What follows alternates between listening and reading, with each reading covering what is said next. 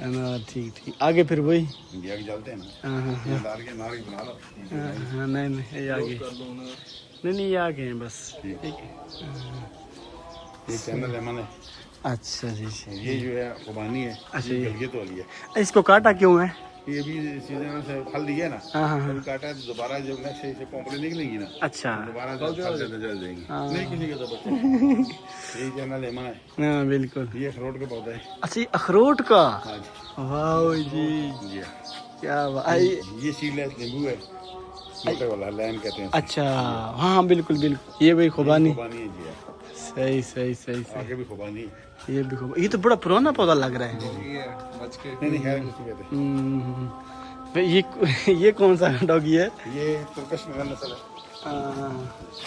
अच्छा ये ट्रैक्टर भी रखा हुआ है? नहीं छोड़ो, नहीं।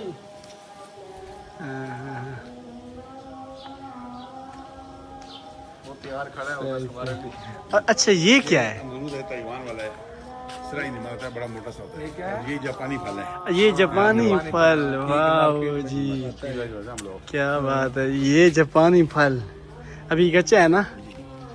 ये भी मैं पहली बार देख रहा हूँ। ये भी जापानी फल है। अच्छा ये भी जापानी फल है।